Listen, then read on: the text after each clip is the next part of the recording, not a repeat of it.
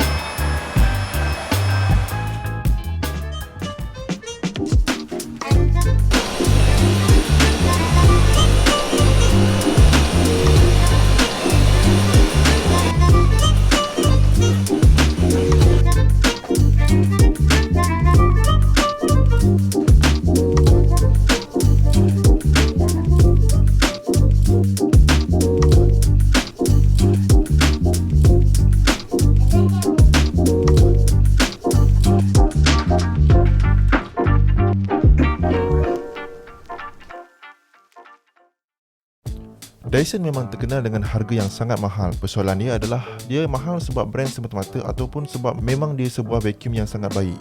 Sebab kalau kita nak bandingkan dengan Seiko versus Rolex, dua-dua jam tangan ni buat benda yang sama je. Cuma yang ada duit dia boleh beli Rolex sebab dia orang memang nakkan luxury tu. Yang tak mampu beli je Seiko. Simple. Tapi untuk vacuum Dyson ni macam mana pula?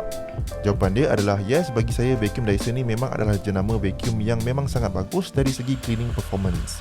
Dan saya rasa dia bukanlah untuk luxury semata-mata. Okay, mungkin dia punya hair dryer tu mungkin saya boleh kata luxury sebab basically nak keringkan rambut ni hair dryer biasa pun macam boleh buat benda yang sama. Untuk vacuum ni tak, actually memang dia performing much better daripada vacuum-vacuum yang lain. Saya akan tunjuk kenapa vacuum ni best dan juga buat test untuk korang tengok sendiri. Tapi untuk jadikan vacuum ni the only vacuum dalam rumah korang, korang mesti beli at least yang datang dengan carpet head ni.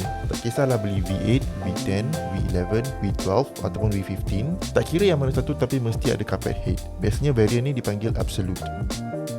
First thing pasal vacuum ni, biasanya saya tengok dia punya attachment. Saya rasa most people akan nak tahu suction power kat motor dia kuat ke tak. Tapi bagi saya attachment ni lagi penting. Dyson engineered head ni untuk optimize suction dan cleaning performance. Sebab tak ada cordless vacuum today yang mampu provide suction power constant macam corded vacuum yang even 200-300 ringgit tu. 1000 watt, 2000 watt constantly tak possible even untuk Dyson. Bukan sebab masalah Dyson tak mampu buat motor, tapi bateri tu yang masalah dia. Yes, Dyson claim boleh tapi tak praktikal nak guna boost mode continuously. Bateri terlalu pendek dan juga cepat rosak. Jadi korang lupakan je tengok maximum performance dari segi air watts ataupun suction power yang diorang advertise tu, sebab benda tu semua korang tak guna pun. 99% of the time korang hanya akan gunakan medium power. Lebih baik untuk bateri untuk jangka masa lebih panjang. Untuk nak buatkan less suction ni tetap efektif untuk bersihkan surface, diorang engineer motorized tool yang macam ni yang mana lebih efektif daripada harakan suction yang kuat semata-mata. Korang bayangkan berus sambil sedut.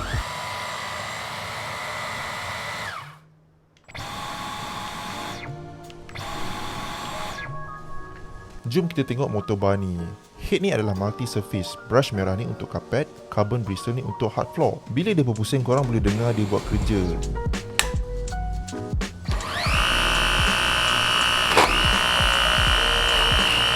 Bila korang vacuum carpet, brush merah ni akan berus fiber carpet dengan sangat laju sampai dirt dan dust tu terbang disedut oleh vacuum. Dengan cara ni, dia tak perlu rely dengan sedutan yang sangat kuat. Untuk hard floor pula, berus karbon yang lebih panjang ni akan make contact dengan hard floor surface menyebabkan dia boleh pick up even habuk-habuk yang halus. Kalau korang compare dengan corded vacuum, dia tak ada buat apa pun dekat head dia. Kelemahan motorized head ni biasanya rambut tersimpul, tapi head ni tak ada masalah tu.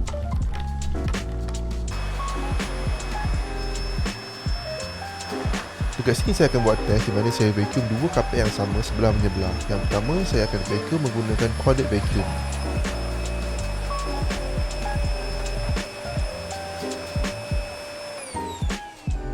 Sekarang saya nak vacuum sekali lagi menggunakan vacuum Dyson ni dengan menggunakan setting medium ataupun auto in this case.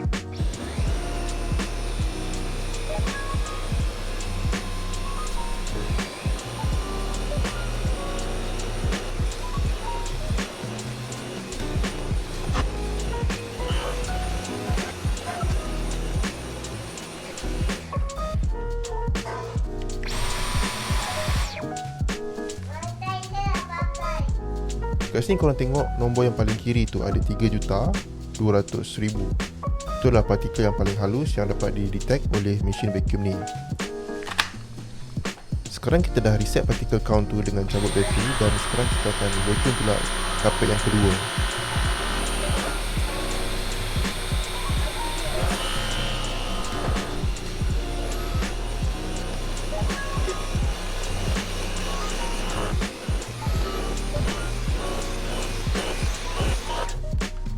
Untuk first round kita dapat 9 juta.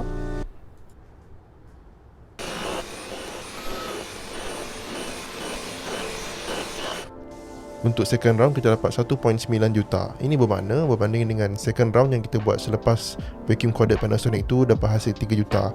Ini kita boleh kata vacuum Dyson ni buat kerja yang untuk first pass tu lebih baik daripada vacuum corded Panasonic. Apa yang saya nak tunjukkan sebenarnya adalah bukannya kita perlukan suction power semata-mata macam mana yang Panasonic vacuum cleaner boleh bagi. In fact, dengan vacuum Dyson yang kita buat tadi tu hanya menggunakan setting medium, which is yang kalau kita pegang dekat hujung nozzle tu, suction dia memang rasa lebih lemah daripada vacuum Panasonic tadi tu. Tapi disebabkan ada cleaner head yang bekerja untuk agitate carpet tu, dia menyebabkan hasil cucian tu adalah lebih efektif tanpa perlu menggunakan suction yang sangat kuat dan juga elektrik yang lebih tinggi. Dekat sini korang boleh tengok juga yang tak ada rambut pun yang tersangkut dekat roller tu. Head yang kedua adalah yang fluffy head ni. Fluffy head ni adalah direka khas untuk hard floor. Head ni adalah slimmer version berbanding fluffy head yang sebelum ni, menyebabkan experience penggunaan vacuum hard floor agak fun. Tambah dengan laser yang datang dengan V12 dan V15 detect ni menyebabkan quick pickup akan merebat jadi vacuum satu bilik ataupun satu rumah. Tapi laser ni tak nampak kalau rumah korang terlalu terang. Berbanding motorbike yang tadi, fluffy head ni consume less power dan lebih senyap dan boleh pick up laju item dekat atas hard floor dengan lebih mudah. Dan macam brush head yang tadi juga, saya tak pernah nampak langsung rambut tersangkut dekat fluffy roller ni. Feature laser detect ni memanglah tak gimmick langsung, macam korang boleh tengok sekarang ni, dia memang terus nampak dekat mana ada habuk dengan sangat-sangat jelas. Dan laser ni boleh bagi confirmation dekat kita bahawa dia dah vacuum dengan sangat efektif dan kita tahu tak ada lagi habuk yang tinggal. Fungsi laser detect ni bukanlah macam LED headlight macam vacuum cleaner lain yang itu adalah lebih terang dan lebih kepada untuk menyuluh kawasan yang gelap. Laser detect ni menggunakan cahaya laser yang dipancarkan oleh special lens untuk reveal partikel atas lantai. Prinsip yang sama yang saya cuba buat bila saya nak highlightkan habuk atas lantai untuk fluffy head yang tak ada laser tu. Yang ketiga, handheld mini brush ni. Yang ini adalah yang paling latest yang ada hair detangling design dan it works. Korang boleh guna attachment ni untuk soft surface macam sofa dan tilam. Inilah sebab Corey nak korang subscribe tilam dengan diorang, sebab diorang tahu ramai orang kita tak remove dust mite daripada tilam. Tukar cadar je walaupun seminggu sekali, tak tentu tilam korang tu bersih.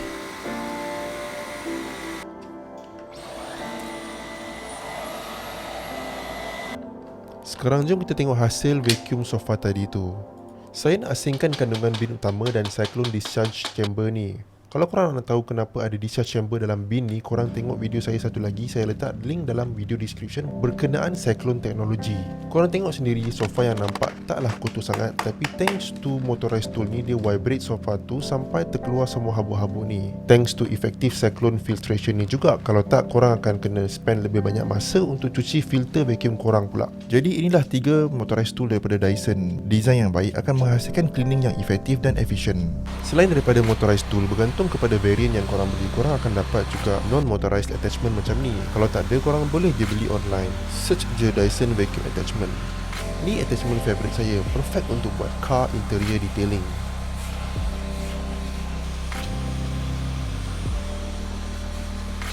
Sekarang baru kita tengok main unit vacuum dia. Dyson terkenal dengan teknologi digital motor dia. Bila korang on je, dia almost instantly spin at full speed, dan bila off, dia berhenti dengan instantly. Bunyi dia pun rasa macam cool je berbanding dengan kebanyakan vacuum lain. Untuk bateri, dia bergantung kepada attachment dan suction power mode yang korang guna. Dyson V12 advertise up to 60 minit kalau dengan menggunakan eco mode dan fluffy head. Combination ini memang sufficient untuk hard floor. Tapi bila korang nak vacuum carpet guna carpet head pada mode medium, korang akan dapat working time dia dalam masa 30 minit. Kalau tak pakai motorized attachment, boleh dapat sampai 70 minit dalam eco mode. So pandai-pandailah korang kira. Tapi kalau korang pakai boost mode, dia hanya boleh jalan tak sampai 10 minit sahaja. Saya boleh kata korang tak perlu pun rely dekat boost mode tu, hanya pakai bila perlu je. Bin dia senang sangat nak kosongkan, just point and shoot. Dia siap ada skrip tempat ni supaya dia tolak sampah tu. If ada banyak rambut, dia mungkin akan tersangkut, tapi just ulang-ulang buat macam ni, mostly akan jatuh juga. Kita kena ketuk-ketuk sikit supaya dia kosongkan cyclone discharge chamber tu juga. Jarang saya nak kena masukkan tangan untuk kosongkan dia. Jadi tak ada isu lah kalau kapasiti bin dia kecil, sebab nak buang dia sangat senang. Disebabkan Dyson gunakan cyclone teknologi, filter vacuum dia ni jarang-jarang nak kotor. Itu sebab diorang claim no loss of suction. Dyson recommend basuh guna air sebulan sekali je, tu pun filter korang tak tentu kotor waktu tu. Filtration system ni juga dia ensure udara yang dilepaskan oleh vacuum tu bersih, sebab dia filter sekali lagi supaya udara yang dihidu oleh kita dalam rumah tu adalah bersih. Tak macam vacuum murah yang semua balik debu ke dalam rumah kita. Untuk jaga filter supaya tak senang nak kotor, make sure korang tak overfill bin tu, sebab itu penting untuk make sure cyclone tu buat kerja dengan baik. Dan jangan sesekali on vacuum waktu bin terbuka. Ini akan menyebabkan vacuum tu sedut semua habu-habu daripada cyclone discharge chamber tu straight kepada filter. So itu sajalah yang saya boleh kongsi lepas saya dah gunakan vacuum ni. Yes, memang mahal, tapi at least kita tahu vacuum ni memang boleh deep clean, practical, fun to use dan easy maintenance. Kalau tak kerana harga yang mahal, saya tak nampak ada sebab lain yang saya tak boleh recommend vacuum Dyson ni kat semua rumah. Even kalau limiting factor dia adalah bateri yang pendek, which is untuk kegunaan rumah, saya tak nampak sangat kenapa orang kena spend lebih daripada sejam untuk vacuum satu rumah. Diorang boleh beli je bateri extra, sebab model macam V12 ni ada click-in battery. As long as korang beli yang ada ketiga-tiga motorized tool tadi tu, saya rasa vacuum Dyson tu dah cukup complete. Tak perlu nak splurge sampai V15. Unless korang betul-betul nak benda-benda feature yang macam hair detangling teknologi untuk motorized kecil tu, laser dan juga bin yang besar. Ada juga yang concern pasal nak kena charge 24 jam. Benda ni saya rasa tak perlu concern, sebab diorang dah design charger tu hanya charge bila perlu sahaja. Dan total electric consumption untuk vacuum tu still lebih rendah berbanding setiap kali kita nak guna corded vacuum. Itu saja yang saya nak kongsikan, dan sila like kalau video saya best. Kalau tak best, sila komen. Sekian, terima kasih.